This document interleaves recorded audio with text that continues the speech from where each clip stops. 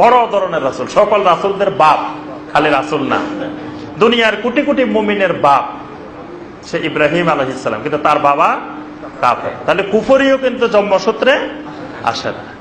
নেফাক, নেফাক নেফাক মানে কি? মুনাফিকি। মুনাফিকিও কিন্তু জন্মসূত্রে স্থানান্তর হয় না। যদি স্থানান্তর হইতো তা আব্দুল্লাহ ইবনে উবাই, মুনাফিকদের প্রধান যিনি লিডার, তার নাম কি? আব্দুল্লাহ ইবনে উবাই। আব্দুল্লাহ ইবনে উবাইয়ের ছেলে, আব্দুল্লাহ ইবনে উবাইয়ের যিনি ছেলে, তিনি বড় সাহাবীদের একজন। সুবহানাল্লাহ। তিনি মুনাফিক ছিলেন না, কিন্তু তিনি মুনাফিকের ছেলে। ওই আব্দুল্লাহ ইবনে উবাইয়ের ছেলে নবী সাল্লাল্লাহু আলাইহি ওয়াসাল্লামের কাছে আবেদন করছিলেন যে, ইয়া রাসূলুল্লাহ সাল্লাল্লাহু আলাইহি ওয়াসাল্লাম, যে আপনার পোশাকটা, আপনার একটা জামা আমার আব্বার দাফনের জন্য দেন।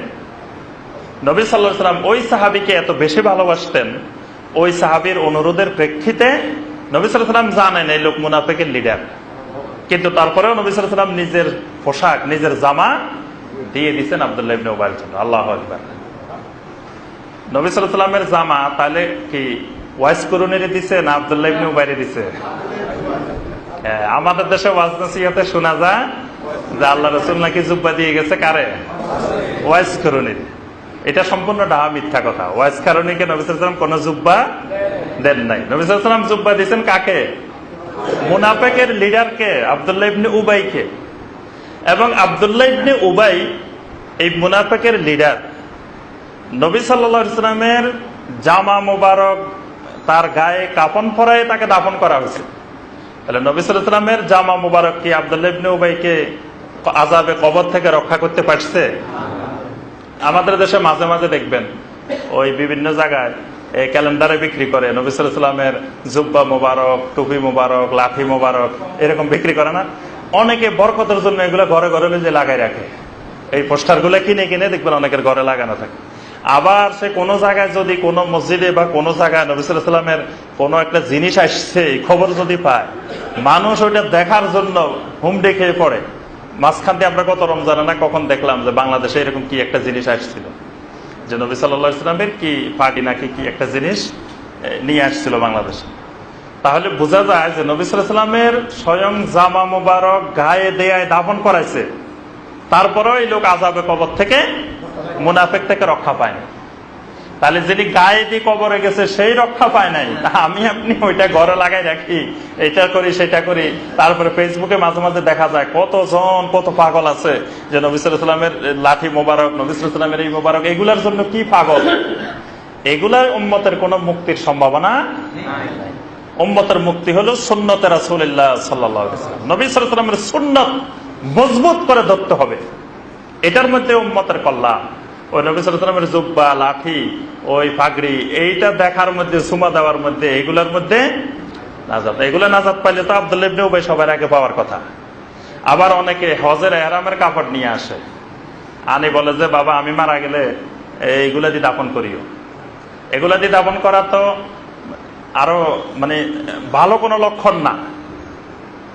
জাহিলি যুগের মুশরিকেরা আল্লাহর ঘর বাইতুল্লাহ তাওয়াফ করতেন, নিজের কাপড় চোপড় খুলে রেখে এসে উলঙ্গ হয়ে তাওয়াফ করতেন। কেন উলঙ্গ হয়ে তাওয়াফ করতেন? যে আমরা যেই কাপড় চোপড় গুলো পরতেছি, এগুলো পরে গুনার কাজ করতেছি, সুতরাং এই গুনার কাপড় নিয়ে আল্লাহর ঘরের সামনে যাওয়া যাবে না। উদ্দেশ্য কিন্তু সৎ, উদ্দেশ্য খারাপ না। উদ্দেশ্য হলো আমরা দুনিয়ার সব গুনাহগার, জালেম, আমরা এইসব কাপড় চোপড় পরি, গুনার কাজ করতেছি, আবার এই গুনার কাপড় লয়ে আল্লাহর ঘরের সামনে যাবো, এটা কত বড় বেয়াদবি। তার চেয়ে আল্লাহ আমাদেরকে যেইভাবে কাপড় চোপড় ছাড়া দুনিয়ায় পাঠাইছে সেইভাবে যাওয়াটাই বরকত। এটা মনে করে তারা এইভাবে আল্লাহর ঘর তাওয়াফ করছে।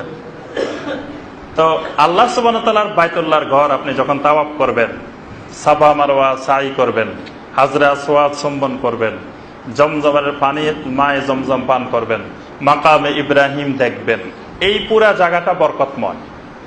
এখানে আপনার কি হচ্ছে? গুনাহ মাফ হচ্ছে। এখানে মাগফিরাতুজ যুনুব। তা আপনার যেই কাপড়ে গুনাহ মাফ হচ্ছে, তো এই কাপড়ের মধ্যে কি বরকত নিহিত আছে? বরং এই কাপড়টা আপনি ওখানে রেখে আসার কথা। আরবেরাই জন্য এগুলো আর বাড়িতে না, আরবেরা ওখানে ফেলে রেখে যায়। আর আমাদের দেশের লোকেরা এগুলো বরকতের জন্য অনেক জাহেলকে এরকম দেখি যে ওই জমজমের পানি দিয়ে ধোয়া শুরু করে। জমজমের পানি যত জায়গায় আছে সেখানে বারবার লেখা আছে যে মা এ জমজম লিশুরবে ফাকাত, আরবিতে লেখা আছে যে এটা শুধুমাত্র পান করার জন্য, এটা দিয়ে গোসল করা, ওযু করা, তারপর কাপড় চোপড় ধোয়া, এগুলো সম্পূর্ণ নিষেধ। কিন্তু আমাদের দেশের অনেক লোক দেখে যে গোসলও করে, জমজমের পানি দিয়ে গোসল করতেছে। এই জমজমের পানি দিয়ে তো আবু জেহেলও গোসল করতো। জমজমের পানি যদি আপনার গুনাহ সব দূর করে দিত, তা আবু জেহেলের গুনাহ তো সবার আগে, আবু লাহাবের গুনাহ তো সবার আগে মাফ হয়ে যেত।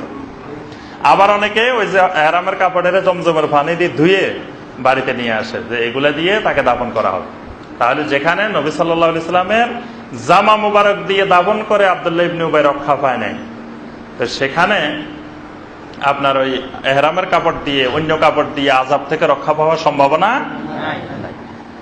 আমরা যে কথাটা বলতেছিলাম যে ঈমান ওয়ারিসি সূত্রে স্থানান্তর হয় না, কুফরি ওয়ারিসি সূত্রে স্থানান্তর হয় না, ঠিক একইভাবে মুনাফিকি